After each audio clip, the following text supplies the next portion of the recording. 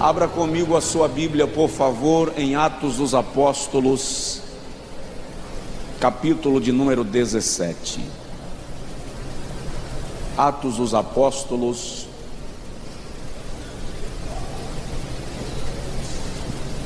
capítulo de número 17. E eu quero falar um pouco hoje sobre a Igreja Apostólica. E para os irmãos que anotam a mensagem, se você quer anotar o tema, coloque aí Atos, a Igreja do Avivamento. Atos, a Igreja do Avivamento. Atos capítulo 17, versículo 6 diz assim. Atos 17, versículo 6. Vocês estão me ouvindo bem? Amém?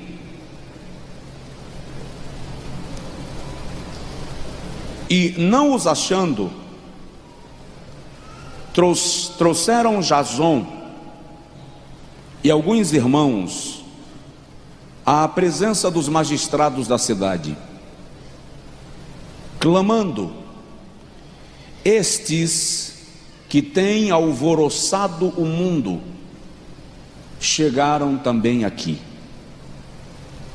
Eu vou repetir só esta frase: estes que têm alvoroçado o mundo chegaram também aqui.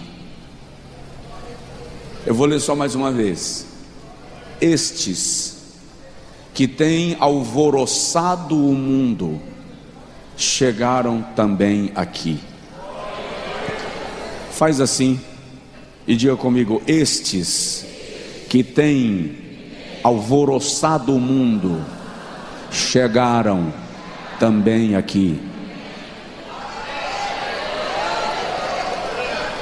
Aleluia.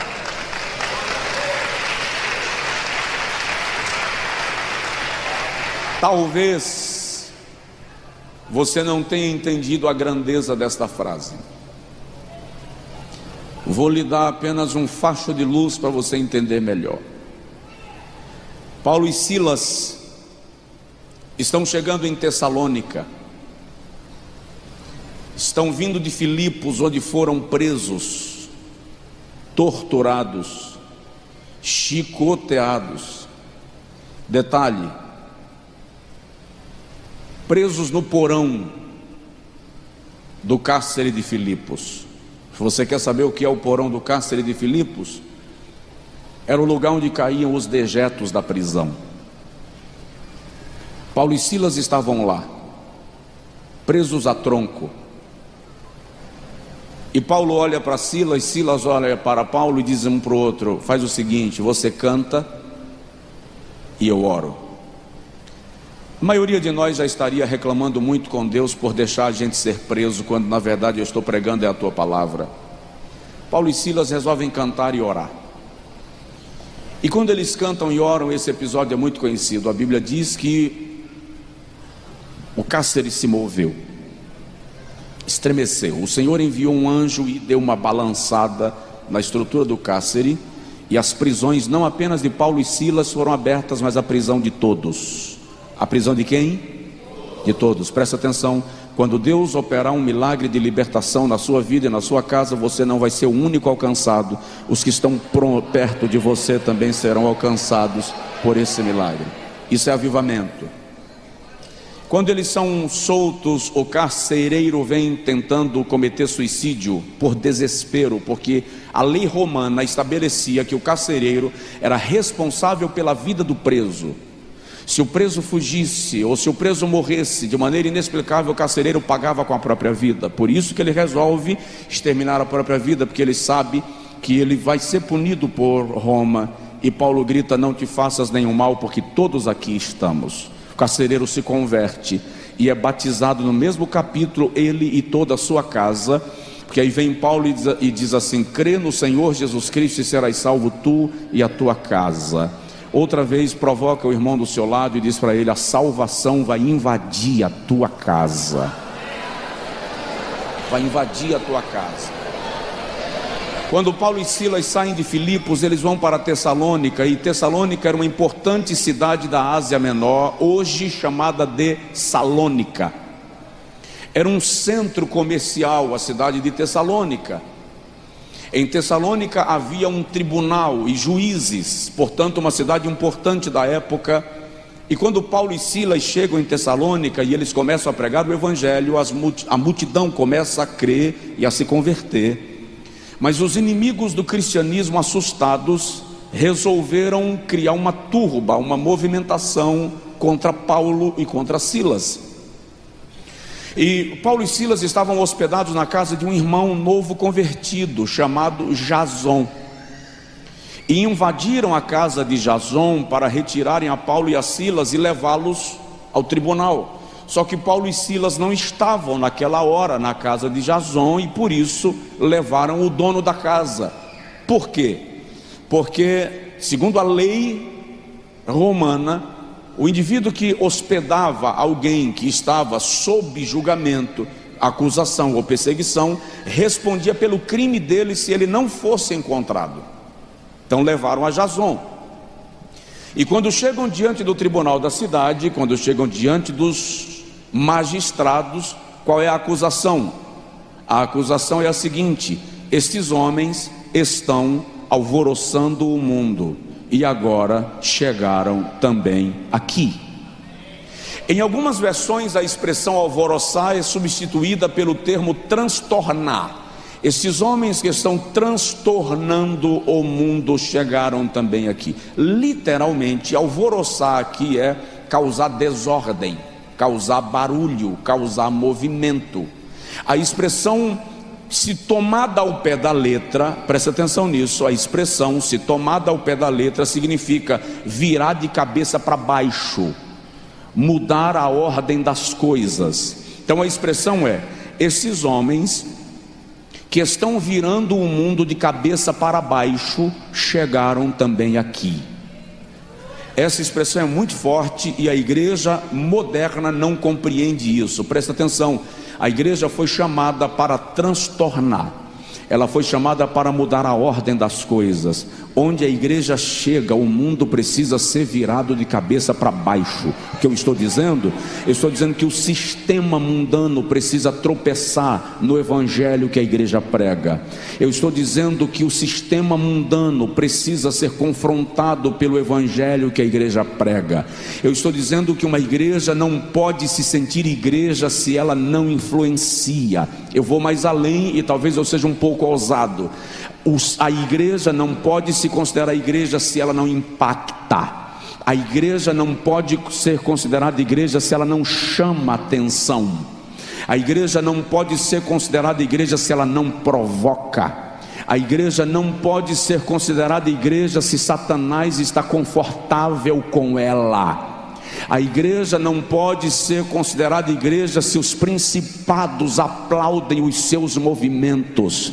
Uma igreja só pode ser considerada igreja quando Satanás fica nervoso por causa dela, quando o inferno se arrepia por causa dela, quando o mundo se sente ameaçado por causa dela, porque você é uma bomba em contagem regressiva que o Espírito Santo tem o controle para impactar o lugar onde você está estabelecido. O contrário disso não é igreja. O contrário disso é um movimento religioso qualquer. Por isso que o Dr. R.N. Champlin diz que a igreja tem que transtornar as mentes mundanas eivadas de preconceitos, que a igreja precisa transtornar a alma complacente de um mundo sem Deus. Para te falar a verdade, a igreja precisa transtornar a própria igreja. Como assim? Existe uma igreja, eu disse isso aqui domingo, existe uma igreja comprometida com o evangelho, com a Bíblia, com a cruz e com o arrebatamento. E existe uma igreja tentando ser aplaudida, recebida, reconhecida e valorizada enquanto organização, enquanto associação apenas. A igreja espiritual precisa transtornar a igreja que é meramente social. enquanto nós, igreja espiritual, noiva do Cordeiro, não se posicionar com a autoridade que Jesus nos deu, nós vamos falar em línguas, mas isso não é avivamento. Nós vamos cantar bonito, mas isso não é avivamento. Nós vamos pregar bem, mas isso não é avivamento. Avivamento é quando tudo isso se tornar efetivo, prático e gerar resultados na vida daqueles que são alcançados por nós. Agora veja, esses homens que estão transtornando o mundo chegaram também aqui. Que todas as acusações contra nós sejam porque nós estamos incomodando e transtornando o mundo espiritual, apresentando Deus ao mundo e dizendo a Satanás que ele tem que recuar quando a igreja chega. Por quê? Porque eu edificarei a minha igreja e as portas do inferno não prevalecerão contra ela. Você está me ouvindo bem, não? Então tem coisa que você ouve que você não pode ficar calado, você tem que dizer assim: amém, glória a Deus, aleluia. Tá? A igreja apostólica tem uma série de lições para nós. O livro dos Atos dos Apóstolos cobre o primeiro meio século da história da igreja após a ascensão de Jesus. Neste livro nós vamos encontrar uma igreja que é sem dúvida o modelo de igreja a ser seguido e implantado. Qualquer congregação ao redor do mundo que conseguir seguir o padrão e o modelo da igreja apostólica vai ser uma igreja vitoriosa e poderosa. Não, eu não estou dizendo que ela era uma igreja sem problemas. Lá os crentes também se estranhavam. Eu falei aqui há pouco de Evódia e Sintique, duas obreiras da igreja que estavam causando um transtorno no ambiente cristão, porque estavam brigando, e a briga chega a ser tão... qual é o termo? Sumiu, desapareceu. Mas é algo tão volumoso, visível, está influenciando tanto a igreja, é tão evodiana a briga, que Paulo faz menção numa epístola. Então não era uma briguinha de fim de culto, era um negócio que estava comprometendo a igreja. Então era uma igreja que tinha problemas, mas era uma igreja que produzia segundo o plano divino para a igreja. Vou lhe dar um exemplo, segura lá. Em Atos capítulo 1, versículo 15, a Bíblia diz que eles eram quase 120 irmãos. Quantos? Quase 120 irmãos. Em Atos capítulo 2, versículo 41, a Bíblia diz que o número se elevou a quase 3.000 almas. De Atos 1 para Atos 2, o número se elevou a quase 3.000 almas.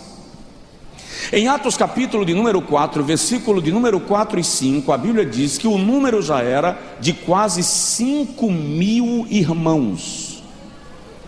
Em Atos 2,47, a Bíblia diz que todos os dias o Senhor acrescentava à igreja aqueles que iam sendo salvos. Quantas vezes por semana havia conversão na igreja?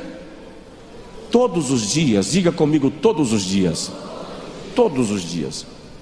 Em Atos capítulo de número 8, a Bíblia diz que grande era a multidão dos que criam. Qual era o tamanho da multidão? Grande. Em Romanos capítulo 15, versículo 20 a 22, Paulo diz assim: já não há qualquer lugar onde esse evangelho não tenha sido pregado. Paulo diz: já não há qualquer lugar onde esse evangelho não tenha sido pregado. Vou lhe explicar por que Paulo está dizendo isso. A história diz que em 50 anos havia cerca de 500 mil de cristãos na Judéia, e em 60 anos o mundo inteiro já havia ouvido falar de Jesus. Deixa eu te explicar o que isso significa para você entender. Já falei desse assunto aqui inclusive. Eles não tinham templo, eles não andavam de carro, muito menos de avião, não havia internet, não se transmitia culto por satélite. E em 60 anos eles evangelizaram o mundo. O mundo. Deixa eu te explicar o que isso significa. Nós temos templos, carros, andamos de aviões, temos redes de rádio, televisão, transmitimos culto via satélite, para não falar da influência social, política e econômica da igreja no mundo moderno. No entanto, dos 7,6 bilhões de habitantes da Terra, aproximadamente 3,2 bilhões nunca ouviram falar o nome de Jesus uma vez sequer. Eu estou te dizendo que uma igreja que não tinha nenhum recurso evangelizou o mundo em 60 anos, e esta igreja que tem todos os recursos tem metade do planeta sem ouvir falar o nome de Jesus uma vez. Você está conseguindo entender o impacto que aquela igreja causou? Eles eram muito menos abastados do que nós. Abastados que me refiro no que tange a recursos em todas as suas espécies e aspectos, e muito mais eficientes, porque evangelizaram o mundo inteiro num período de 60 anos. Por quê?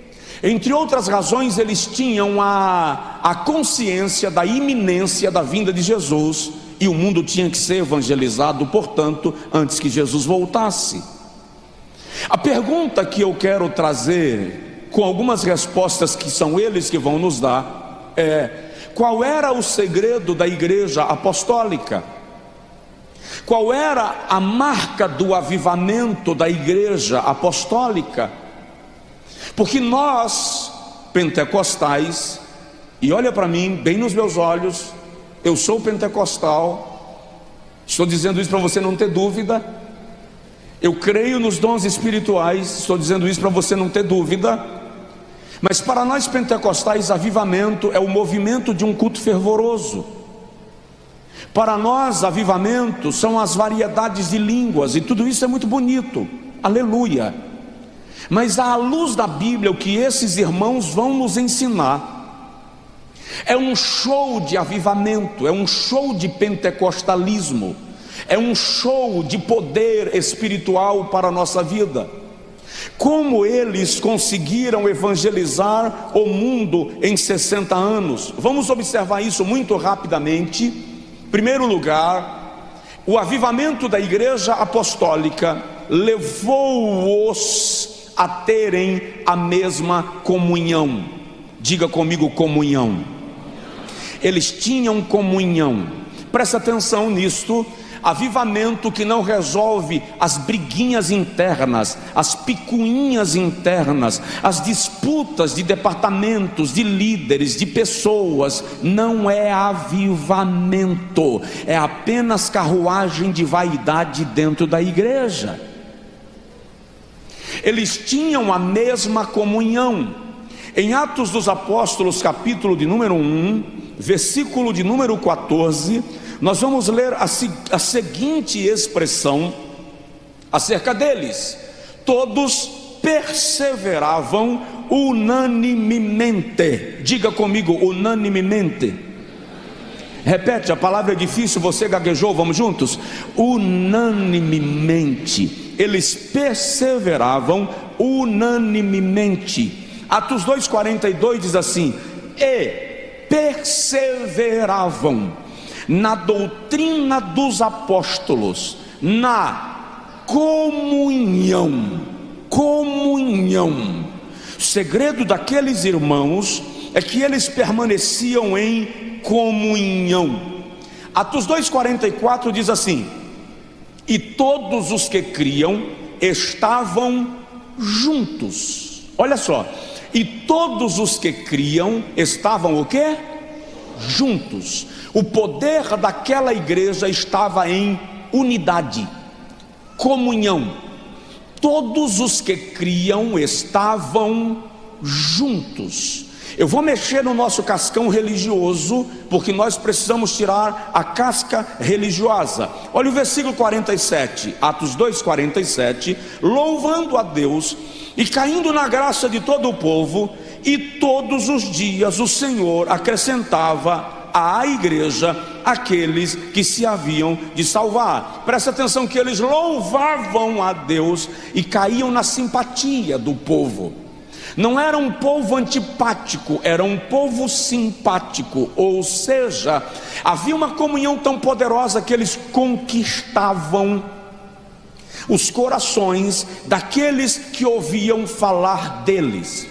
É muito comum em Atos dos Apóstolos você ouvir ou ler a expressão Paulo e Silas, Pedro e João, Maria e Maria, mãe de João Marcos. Por quê? Porque eles estavam juntos. O avivamento daquela igreja se manifestou em forma de comunhão.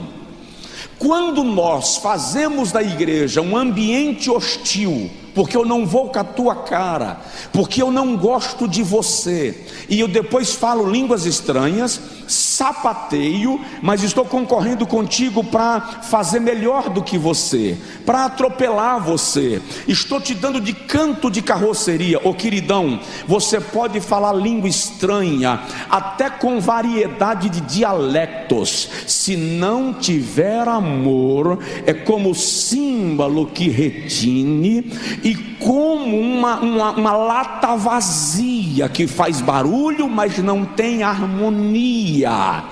Avivamento tem que gerar relacionamento, avivamento tem que gerar comunhão. Em avivamento eu me disponho a pedir perdão quando percebo que te feri. Em avivamento eu não penso que você é descartável, porque você é tão importante quanto eu no reino de Deus. Então a comunhão daqueles irmãos, eu estou falando um pouco mais rápido porque eu não quero romper o horário, mas a comunhão daqueles irmãos era tão extraordinária que eles estavam comungados no partir do pão. Ou seja, havia um dia na semana que eles se reuniam para comerem juntos. Olha para cá, eu fui pesquisar esse negócio de comer junto. Eu pensei que comer juntos era fazer aquilo que nós chamamos de ajunta panela. Domingo pela manhã nós vamos tomar café juntos, todo mundo traz o seu café para cá, que nós vamos tomar café juntos. Isso é bonito, isso é lindo, isso é espetacular. Mas comer juntos aqui é que eles traziam a comida para comerem juntos, mas não só a comida que iriam comer naquela hora, eles traziam também suprimentos da casa para disponibilizar na igreja, para que alguém que tivesse necessidade em casa levasse aquilo que faltava para suprir a sua casa para a semana. Ou seja, comer juntos aqui não é apenas marcar um churrasco, é partilhar aquilo que Deus te deu com aquele que não tem e está precisando de suprimento. Isso é comunhão.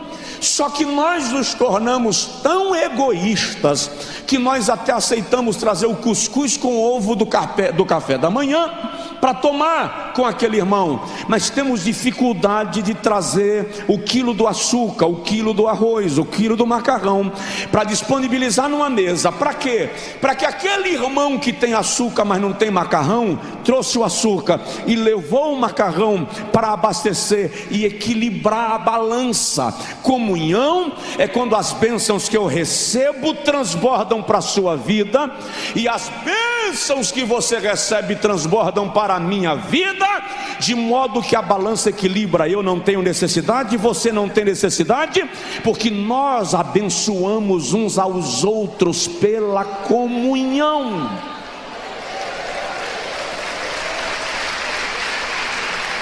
Aleluia! Se não é assim, não me fale que essa igreja é avivada. Se não é assim, não me fale sobre avivamento. Então o primeiro segredo deles é que eles tinham comunhão. A comunhão era tão grande que eles tinham comunhão no partir dos bens. Atos de número 4, Atos 4, versículo 32 e 35. A coisa era tão acentuada lá, que a Bíblia diz que eles vendiam os seus bens. Para quê? Traziam aos apóstolos para repartir a cada um. Eu já disse para os irmãos aqui, é um testemunho pessoal. Uma certa feita eu fui pregar numa igreja e quando eu sentei no púlpito, isso tem muitos anos, o meu colarinho do paletó estava todo desfiado. Era o único que eu tinha e estava velho. E o pastor era um homem que eu considerava muito próspero. Ele pegou no meu colarinho em cima do púlpito e levantou assim e disse: esse colarinho rasgado é para eu ter pena e dar um paletó novo? Na hora da minha pregação, ele poderia ter me dado um novo, porque ele podia fazê-lo. Eu fui pregar uma certa feita numa igreja e quando eu desci do púlpito, eu tropecei e o salto do meu sapato arrancou. E o obreiro ficou rindo de mim na frente das pessoas porque eu estava com o sapato sem salto. E nós nos consideramos avivados.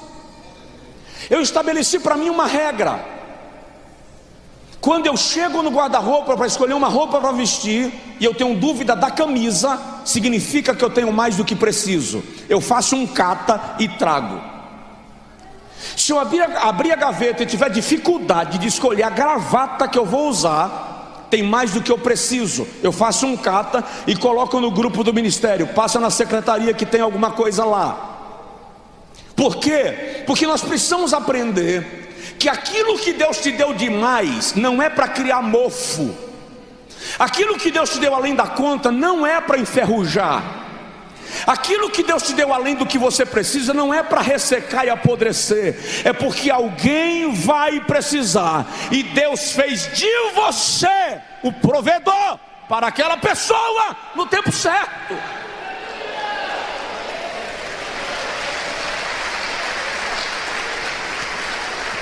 Ele colocou na sua mão para abençoar alguém. Isto é avivamento.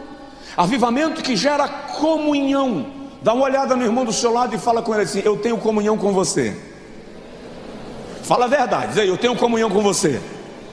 Agora, fala com ele assim: se eu não tivesse comunhão contigo, eu não tinha sentado aqui. É assim ou não é? Se eu sentei do seu lado é porque quando eu sentei eu olhei na tua cara e dá para sentar. Só que comunhão não é apenas o fato de eu me relacionar com quem senta do meu lado, mas eu me relacionar com toda a igreja, porque a igreja é um corpo e nenhum membro do corpo é independente.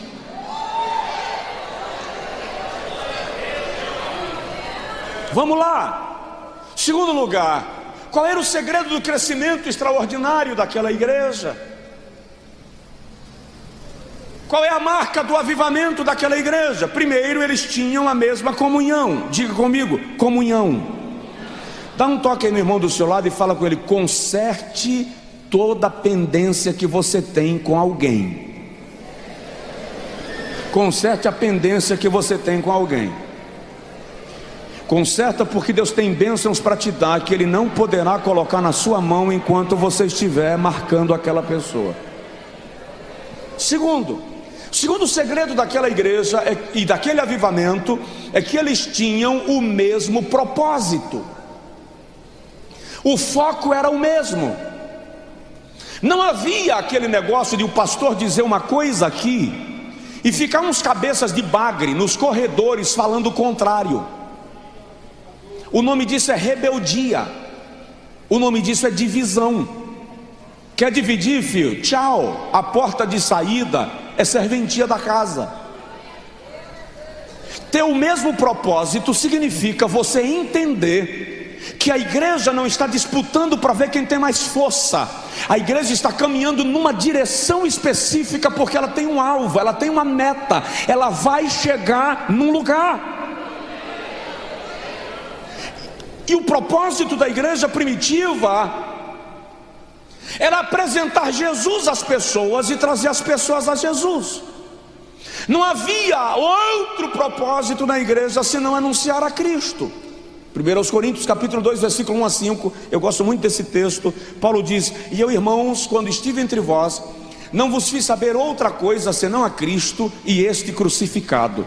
E a minha palavra e a minha pregação não consistiram em palavras persuasivas de sabedoria humana, mas em demonstração do Espírito e de poder, para que a vossa fé não se firmasse na sabedoria dos homens, mas no poder de Deus. O que Paulo está dizendo é: o centro da minha pregação foi Jesus, a base da minha pregação é Jesus, o segredo da minha pregação são as Escrituras, o propósito era o mesmo. A primeira pergunta que eu e você temos que fazer é: qual é o meu propósito como cristão? Qual é o meu propósito como cristão? Onde eu pretendo chegar? E nisto, o que eu posso fazer para que o cristianismo expanda, para que a igreja cresça e para que as pessoas sejam abençoadas através da minha vida? Essa é uma pergunta que eu tenho que fazer. Então, o segredo do avivamento deles era o propósito que eles tinham de expandir o reino de Deus e glorificar a Cristo, anunciando a Cristo em todo o tempo. Pergunta de leve para o seu vizinho: qual é o seu propósito? Qual é o seu propósito? Terceiro segredo do crescimento daquela igreja, terceiro segredo do avivamento para aquela igreja, o que o avivamento gerou neles, segura lá: humildade. Tinham a mesma humildade, ninguém se sentia o cabeção. Humildade ali não era desorganização, havia hierarquia, havia liderança, havia conselhos, haviam obreiros responsáveis por setores específicos, mas não havia ciumeira de achar que eu sou melhor do que tu. O irmão vai perceber que Estevão, Atos 6, não é separado para evangelista, ele é separado para diácono. De repente Estevão começa a atuar como evangelista e não como diácono. E ninguém tentou matar o ministério de Estevão só porque ele estava se destacando como evangelista. E é interessante, em nenhum momento da Bíblia está escrito que o rosto de Tiago, quem é Tiago? Irmão de Jesus. Quem é Tiago? Irmão de Jesus, pastor presidente da igreja de Jerusalém. A maior igreja do período apostólico é a igreja de Jerusalém. Tiago era o pastor líder daquela igreja. Em nenhum momento se diz que o rosto de Tiago se transfigurou no rosto de um anjo, mas diz isso de Estevão. Pedro é o camarada que estava com Jesus no momento da transfiguração no monte. Pedro é um dos 3 apóstolos da confiança do mestre. Pedro é o camarada para quem Jesus diz 3 vezes: apacenta as minhas ovelhas. Nenhuma vez a Bíblia diz que o rosto de Pedro se transfigurou como no rosto de um anjo, mas diz de Estevão. Paulo, o apóstolo aos gentios, a mente pensante mais aguçada do período apostólico, o homem que mais propagou a expansão do cristianismo. Dele a Bíblia diz que foi arrebatado e levado ao 3º céu, mas não diz que o seu rosto se transfigurou no rosto de um anjo, mas diz isso de Estevão. E você não percebe Tiago com ciúme, Pedro com ciúme, nem Paulo revoltado.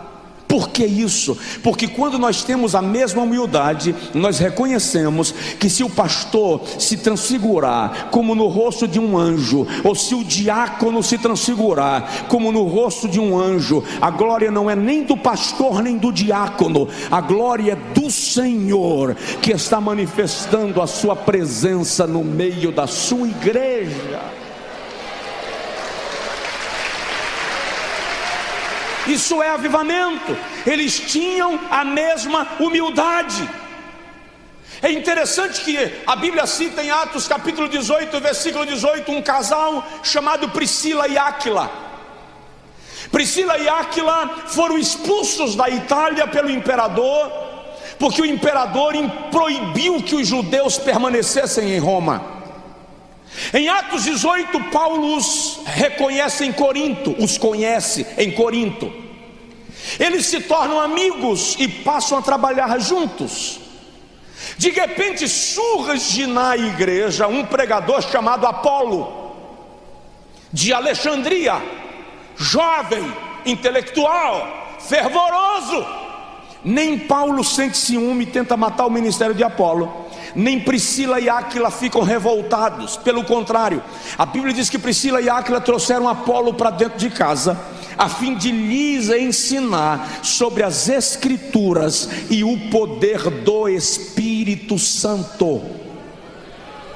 Nós precisamos aprender a dar glória a Deus quando alguém prega bem, quando alguém prega melhor do que a gente, quando de repente Deus usou alguém de maneira extraordinária, quando o outro foi cantar e a igreja reagiu diferente de quando eu estava cantando. Eu tenho que aprender a reconhecer que Deus não me deu todos os talentos, que Deus não me deu todos os dons. Eu tenho que aprender a reconhecer que Deus não me deu um ministério completo. Por quê?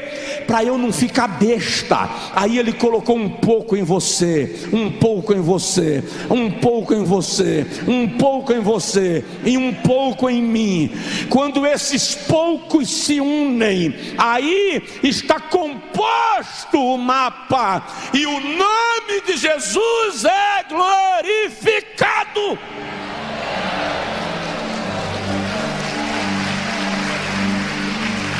Aleluia, aleluia. Provoca seu vizinho e diz para ele: você não é completo.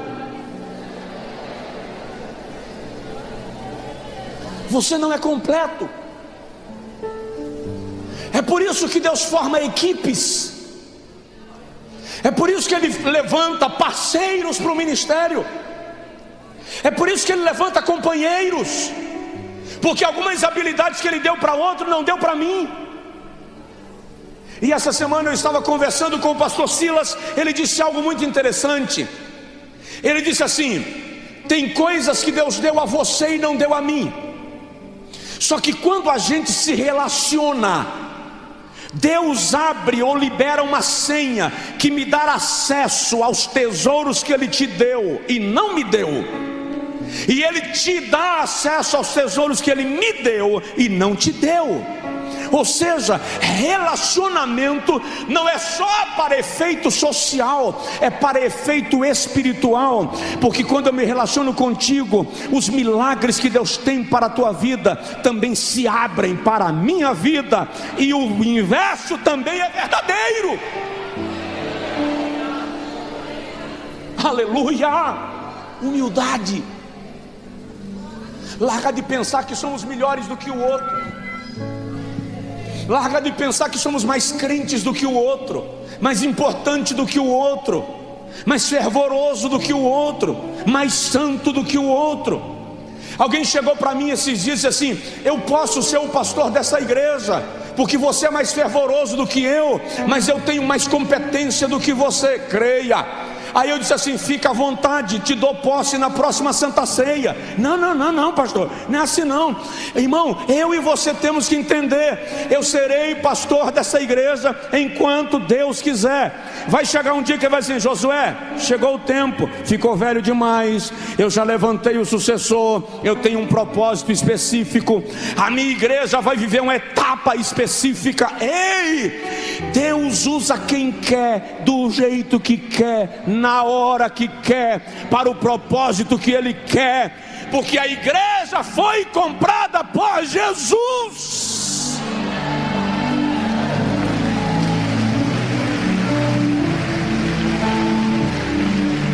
Alguém aí consegue dar glória a Deus? Dizer aleluia. Isso é avivamento. Vou te falar, se não for assim, não diga que é avivamento. Eu quero esta igreja avivada. Eu estou pedindo a Deus avivamento para nós, e eu estou vendo que Ele está chegando. Eu estou vendo. Eu disse aqui outro dia: isso não é blefe, isso não é empolgação. Eu sinto o cheiro de chuva. Eu declarei no início desse ano que esse seria ano de excelência, e Deus está nos levando em caminho de excelência. Estou dizendo, e vamos fazer disso um lema: 2018 é ano de avivamento espiritual. Aleluia. Quarto lugar, o segredo do crescimento daquela igreja: eles tinham a mesma fé. Diga comigo, fé. Mas deixa eu te falar, fé para nós é a capacidade de profetizar, declarar prosperidade e conseguir. Fé para a igreja primitiva era a disposição de morrer por Cristo. A fé da igreja primitiva não se manifestava apenas nos milagres que eles operavam. A fé da igreja primitiva se manifestava na sua disposição de morrer por Jesus, ainda que isso fosse necessário. Tudo bem, eles tinham a fé dos milagres. A Bíblia diz em Atos 5 que colocavam doentes na calçada para que ao menos a sombra de Pedro os cobrisse. A Bíblia diz em Atos 19 que Paulo mandava seu lenço e avental e os enfermos eram curados. A Bíblia diz em Atos 3 ou 5, 3, que Pedro e João vão subindo à porta do templo chamada Formosa. O paralítico diz: me dá uma esmola. Pedro diz: não tenho ouro nem prata, mas o que tenho eu te dou. Em nome de Jesus levanta e anda. E o paralítico levantou e andou. Isso é fé. Mas a fé daqueles irmãos lhes levava a morrer pela fé que eles professavam. A fé da igreja moderna é a fé do carro, é a fé da casa, é a fé da fazenda, é a fé de ganhar na loteria, é a fé de jogar no jogo da sorte e ganhar o prêmio acumulado. É a fé que se materializa em coisas materiais. A fé da igreja primitiva era a fé pela qual valia a pena perder aqui para ganhar lá.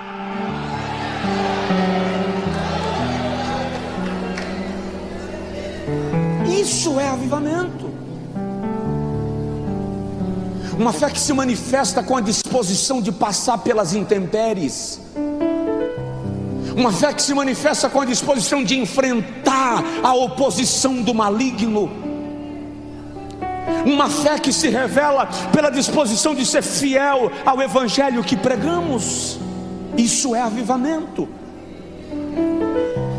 Essa fé meia boca que você diz: não vou ser mais crente porque alguém me magoou. A fé meia boca de alguns expositores que dizem assim: se Deus não fizer, eu rasgo a minha credencial. Que fé pobre. Que fé pobre. A fé frágil, débil, anêmica, desnutrida, que diz assim: eu não vou permanecer crente porque eu me decepcionei no amor. Que amor? Que amor? Se sua fé precisa de dengo para permanecer viva, isso não é fé, isso é infantilidade. A sua fé vai ser provada, porque a Bíblia diz que a nossa fé é provada como ouro no fogo. Mas olha, você vai passar pela provação, você vai passar pelo vale, o corredor estreito vai se alargar, luta tem tempo de validade, deserto tem fim, milagre está chegando, surpresas de Deus estão vindo.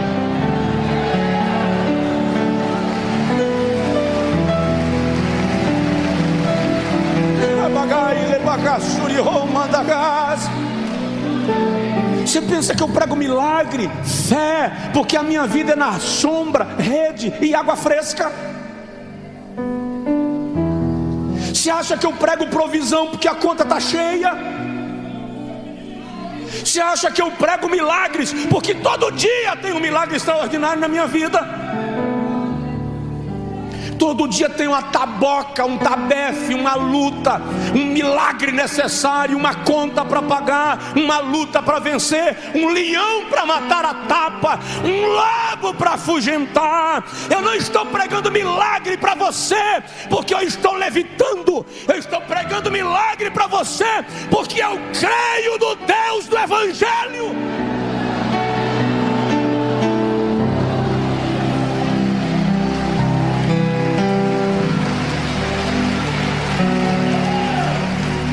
Eu creio no Deus do Evangelho, queridos.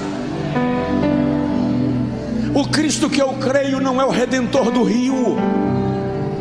O Cristo que eu creio não é o que está preso na sua correntinha de Michelin. O Cristo que eu creio não é aquele da foto de um quadro que está na sua porta com o coração de fora dizendo Cristo habita nesse lar. Não. O Cristo que eu creio quebrou as cadeias da morte e assentou-se à direita de Deus.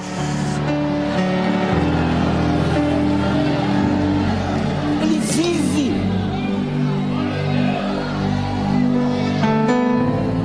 Então fé não é vida fácil. Fé não é moleza. Fé é o diabo amanhecer irritado e dizer: vou soltar os cachorros atrás de você, e você amanhecer crente e dizer: 1000 cairão ao teu lado, 10.000 à tua direita, mas tu não serás atingido.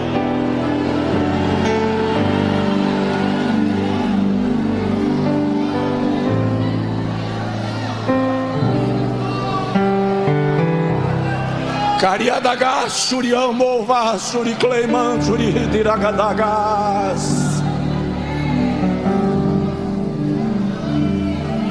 Estenda a mão para o seu vizinho e diz para ele aí, profetiza para ele: o Senhor aumente a tua fé. O Senhor aumente a tua fé. O Senhor aumente a tua fé. Só quem pode dar glória a Deus, só quem pode diz aleluia, só quem pode engrandece, só quem pode enaltece, só quem pode tributa, só quem pode fala em línguas, só quem pode rir, só quem pode chora.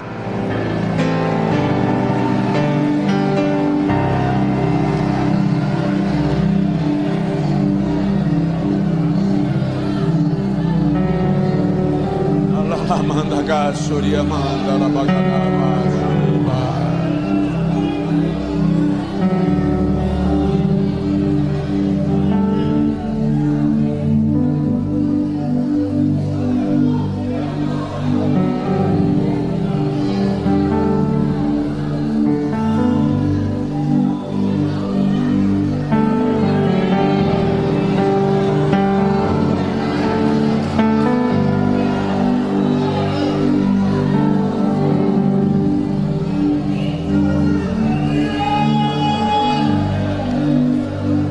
A nossa fé é tão pálida que a gente perde tempo com coisas tão passageiras, temporais e banais. Nós tomamos tempo para discutir coisas tão fúteis.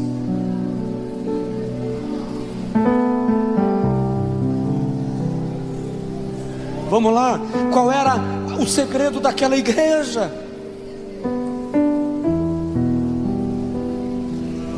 Por que nós temos cadeiras vazias na igreja? Porque o nosso coração não é tão fervoroso como o deles.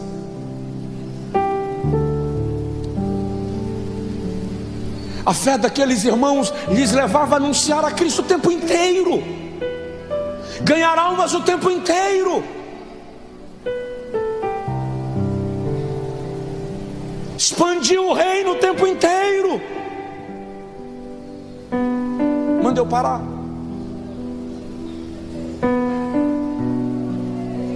Chegando ao final, quinto lugar, o segredo do avivamento daquela igreja: eles tinham a mesma estratégia.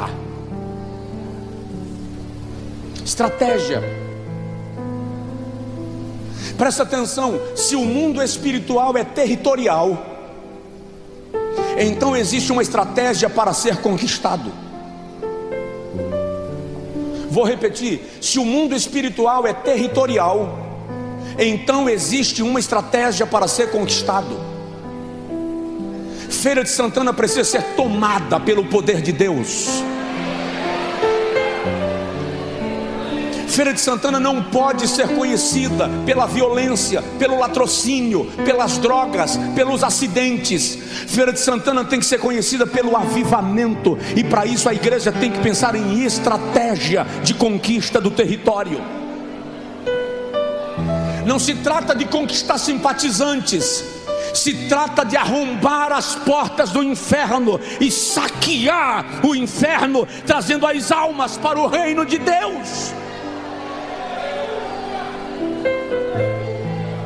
Eu estava na Suíça, em Genebra, e o pastor olhou para mim e disse: vocês do Brasil estão muito bem, lá vocês pregam e 10, 15 pessoas aceitam a Jesus. Aqui não, aqui as pessoas são ricas e prósperas, elas têm qualidade de vida, não precisam de Deus. Eu disse: você está enganado.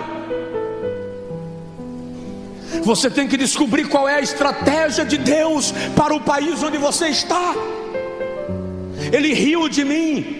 Depois do culto eu fui para o hotel. No outro dia eu iria ministrar pela manhã no primeiro período da aula. Como eu acordei atrasado, eu fui tomar café na cobertura do hotel e já fui com a Bíblia na mão. Quando eu coloquei a Bíblia na mesa, a moça que veio me servir o café perguntou em inglês: você é cristão? E eu disse: sim, eu sou cristão. E ela começou a perguntar sobre o Evangelho. E o meu inglês, se hoje precisa de ajuda, imagina X tempo atrás. E eu tentei falar com ela em espanhol, em inglês, e quando não dava, fazia um mingau. Mas eu percebi que ela queria me ouvir. E eu disse para ela em inglês: aguarda para o almoço, eu vou trazer alguém que fala francês para falar de Jesus para você. Quando eu cheguei na igreja, eu dei um tapa na caixa do pastor e disse: você vai almoçar comigo hoje no hotel? Eu disse: não vou, que eu tenho um compromisso. Ele disse: vai, porque seu compromisso acabou de mudar. Tem uma moça no hotel que é a prova que você está errado naquilo que você me disse ontem. Ela não fala inglês com fluência, ela não fala espanhol, ela fala francês, e é você que vai ter que evangelizar lá. Ele foi comigo, nós almoçamos juntos. Ela sentou para almoçar com a gente, aceitou a Jesus na mesa do almoço, e à noite estava no culto dando glórias a Deus. A igreja, desperta a igreja.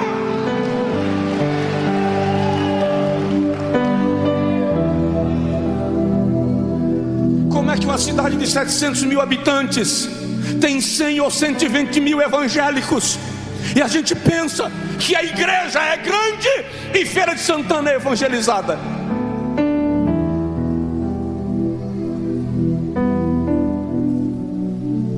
Um pastor me procurou chateado porque nós recebemos uma igreja em Salvador. Veio me questionar. Eu disse para ele: vamos fazer uma conta, me dá uma caneta e um papel. Eu só sei falar riscando. Salvador tem 3,5 milhões de habitantes no mínimo. A igreja que eu recebi cabe 350 pessoas, 0,001%. Salvador tem 6% de evangélicos. O que é que você pretende fazer com os 94%? Como é que você vai responder diante de Deus pelos 94? Nós temos que parar de pensar que evangelho é quintal, que evangelho é galinheiro, que evangelho é fazenda, que evangelho é chácara. Presta atenção, o reino de Deus é supra-circunstancial. O reino de Deus é maior do que a minha denominação. O reino de Deus é maior do que o meu ministério. O reino de Deus é maior do que eu.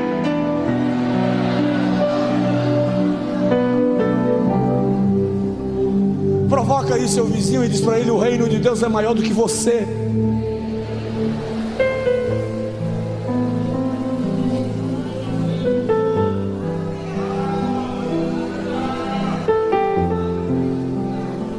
A igreja tinha estratégia. Eu preciso parar.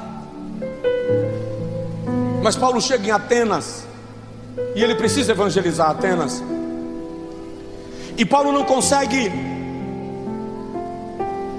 encontrar um ponto de partida para evangelizar Atenas. Não lembro quem foi o filósofo que disse que era mais fácil encontrar um altar em Atenas do que um devoto. E quando Paulo vai passando entre os altares de Atenas, ele encontra lá um altar ao Deus desconhecido. Eu já vi gente dizendo que aquilo era o altar ao Deus de Israel que os atenienses não conheciam. A questão ali era outra. Eles queriam que houvesse altares para todos os deuses conhecidos da terra, e construíram um altar ao Deus conhecido para, se porventura tiver algum que nós não conhecemos, que ele se sinta adorado aqui. Qual é a estratégia de Paulo? Ele chega lá e diz: esse altar que vocês edificaram ao Deus desconhecido, digo a vocês que esse Deus a quem vocês se referem sem conhecer é o Deus criador dos céus e da terra, o único Deus vivo e verdadeiro. Ele pegou um gancho, ele foi inteligente, usou de estratégia, e o evangelho chegou em Atenas, e os atenienses ouviram falar da fé. É preciso pensar na estratégia para o seu bairro. É preciso pensar na estratégia para a Feira de Santana. É preciso pensar em como ganhar almas nessa cidade. Não, Satanás não vai ficar feliz com você. Ele não vai lhe aplaudir porque você ganhou uma alma. Marcos 3,27 diz que é necessário invadir a casa, arrombar a porta, amarrar o valente e tomar os bens. Você não vai evangelizar seu bairro pedindo licença ao diabo. Dá licença, seu Satanás, se eu quero ganhar almas para Jesus aqui. Não funciona. Você não pode evangelizar o seu vizinho, fazer um culto no seu condomínio, pedindo licença, seu Satanás. Use da autoridade que Deus lhe deu em Cristo. Use da ousadia que o Espírito Santo depositou em você. Use de inteligência. O adversário vai ficar irritado? Vai ficar nervoso? Vai se levantar? Provavelmente. Mas presta atenção. Sabe aquele cachorro pitbull preso numa corrente, com uma corrente de 2 metros? Ele salta, ele corre, ele pula, mas ele só pode trabalhar num raio de 2 metros. Eu estou te dizendo que Satanás tem campo de ação, mas toda a ação do diabo é limitada pelo poder de Deus.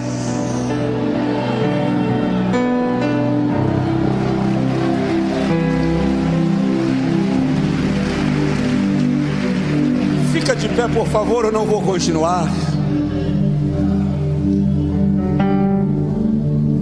Essa igreja precisa pensar em evangelismo.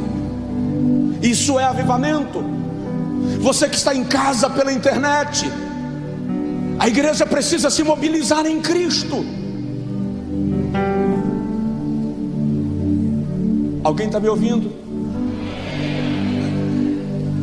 Ainda tem alguém na casa?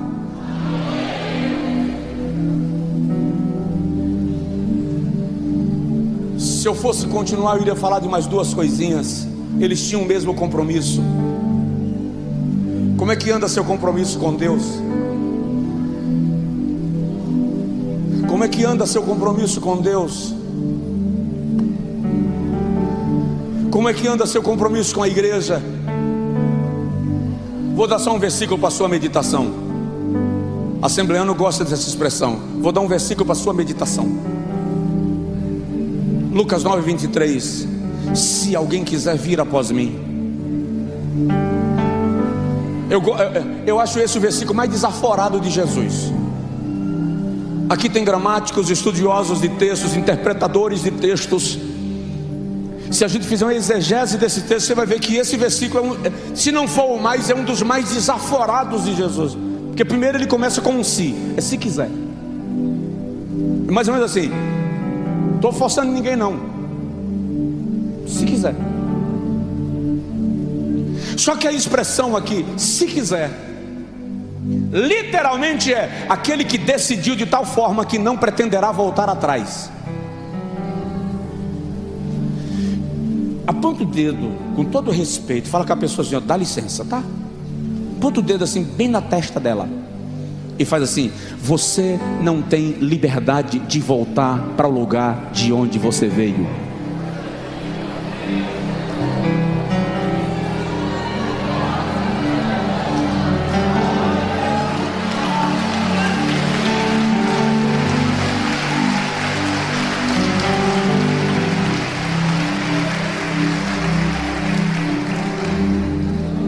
E tinham o mesmo Espírito. Último item, tinham o mesmo Espírito. O Espírito Santo habitava neles. Você não vai vencer porque você pode. Você não vai vencer porque você tem FGTS espiritual, Fundo de Garantia por Tempo de Serviço Espiritual. Não, não, não, não. Você vai vencer porque o Espírito Santo já se apoderou de você. Você vai vencer porque o Espírito Santo está em você. Tem dia que é mais sombrio, tem dia que é mais nublado, tem dia que dá vontade de chutar o pau da barraca e engolir a lua. Tem dia que dá vontade de cavar um buraco e entrar e puxar a terra para cima. Tem dia que dá vontade de achar uma caverna e se esconder na caverna da caverna. E é nesse dia que o Espírito Santo diz: ei, a minha graça te basta, porque o meu poder se aperfeiçoa na fraqueza.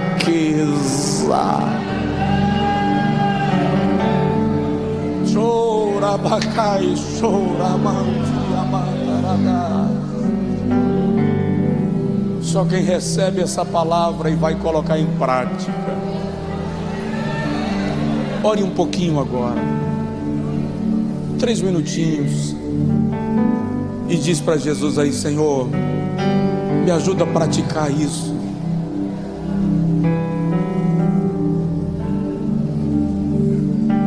Senhor, me ajuda a viver isso. Oh, aleluia.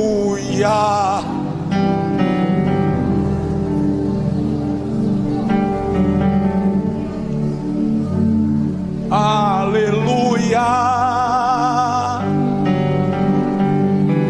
Espírito Santo, em nome de Jesus, Tu que habitas em nós, incendeia o nosso coração, Espírito Santo. Incendeia a nossa alma, Senhor. Espírito Santo, aumenta em nós a fé. Gera em nós avivamento genuíno, verdadeiro, poderoso.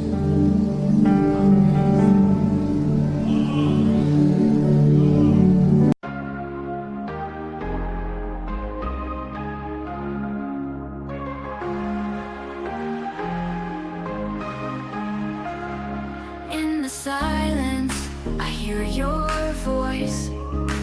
Whispers of forever, a heartfelt choice. To love without limits, to give without shame. In your eyes my heart finds its flame. We'll chase the sunset, we'll dance in the rain. Our love will shine brighter with every heartbeat's pain. We'll rise above the noise, our love will be the light. In the darkest of nights, we'll find our way to the light. Lost in the moment, our love will ignite. Leva o teu povo a um compromisso sério.